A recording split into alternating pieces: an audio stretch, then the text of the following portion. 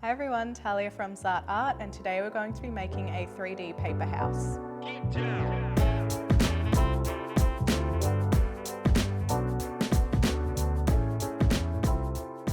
So this is an example of what we'll be making today.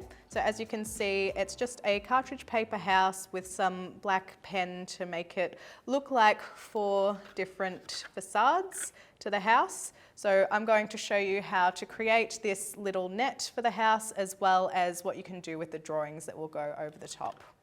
Okay, so the materials that we'll be using are very minimal, so definitely things you could find in your house. For example, just a piece of ordinary white cartridge paper. If you wanted to use something recycled, a cereal box could work as well. And we're just going to be using a black marker. If you've got a black texter or a black pen, then that's fine too. Just some scissors as well as some masking tape is all you'll need, and that's everything for this project. Now all you need to do is fold your paper in half. So just make sure all of your edges line up. Just give it a nice fold to ensure that stays. Then unfold your paper and fold it in half again. So what we're going to be left with is a page folded into quarters.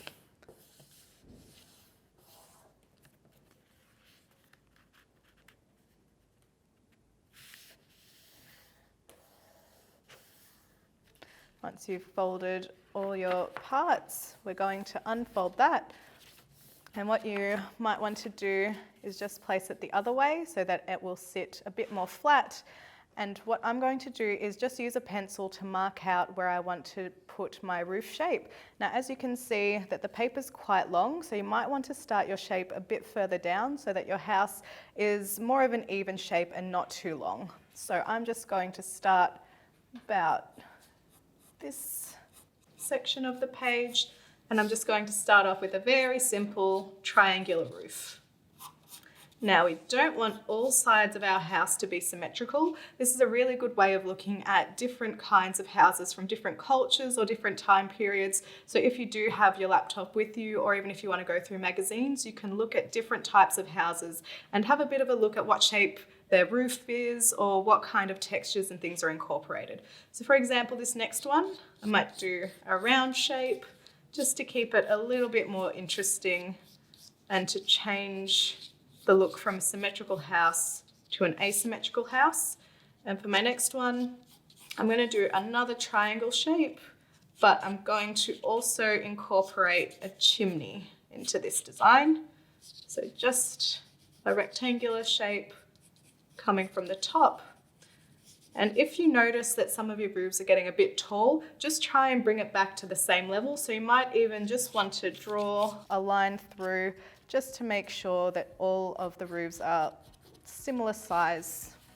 Now for my last one, I'm going to do a little bit of a circular shape with a point at the top.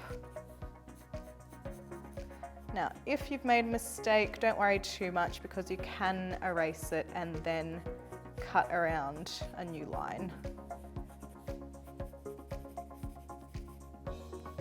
So there we go, I've got my 4 different shapes, and now I'm just going to use my scissors and cut around the pencil mark.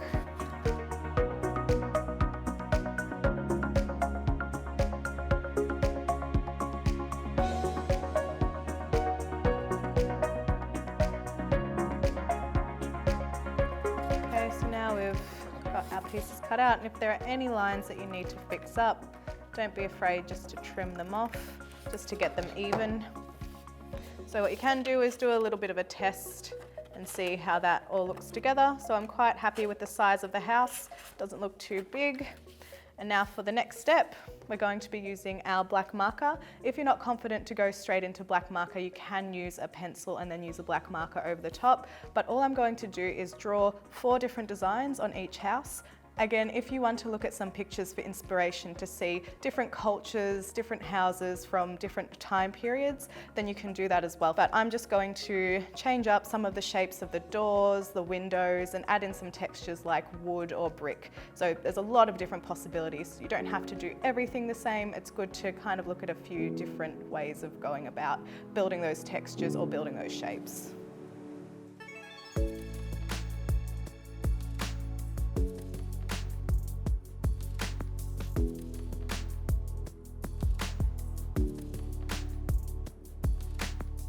So as you're drawing, if you want really straight lines and for things to look perfect, then you can definitely use a ruler. But for this, I prefer to do something that looks a little bit more organic, so you're not hung up with trying to get perfect lines and you're not hung up about making mistakes. So if you want to go freehand, then definitely go for it, but you can use a ruler if you want really perfect lines as well.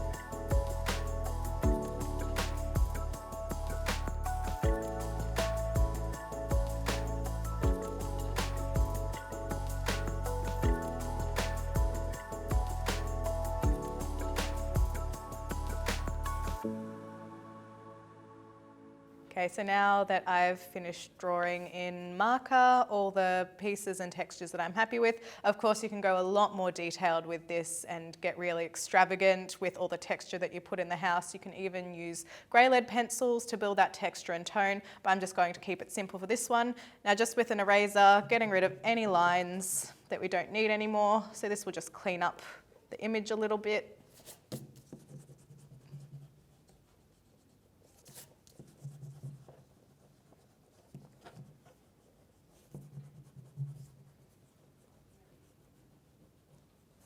Okay, so now this next step is optional. So if you have adult supervision, you can use a cutting mat and a Stanley knife or a scalpel knife. And what we're going to do is just add a few more details to create positive and negative space when we're constructing our house, putting the walls together. So all I'm going to do is use this knife and cut some very small shapes out. So some of the windows I will cut out, some of the doors I will cut out as well, and this will give it more of a 3D element. So when you're using your knife, always make sure it's facing down and you don't want to cut towards your hand. So always have your hand up the top and your knife is cutting away from your hand. So, for example, hands up the top and there's nothing down here that I can cut. So it doesn't take too much pressure to cut either. So don't go too hard, just nice soft cuts with even pressure. So now we've got our little door cut out and we can fold those back and that will create another element to the piece. So you can just pick and choose which parts of your construction that you do want to cut out. You can do every single bit or you can just do a few pieces here and there.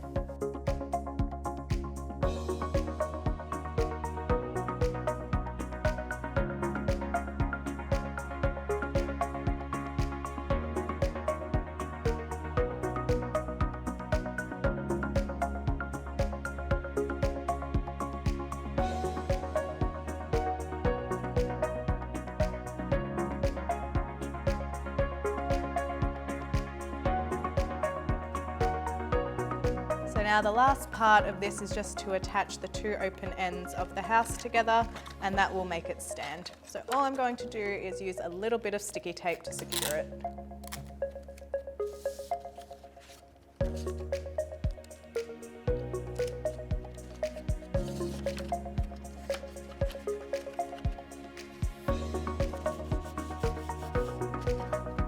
There we have it. And like I mentioned before, there's lots of different variations you could do with this, from different types of architecture to even colouring in certain parts. Or if you wanted to do realistic textures like wood or brick, then that can definitely be incorporated. But this is a really nice simple activity to try some paper craft skills and develop your drawing skills as well. We really hope you enjoyed it and we look forward to seeing you next time.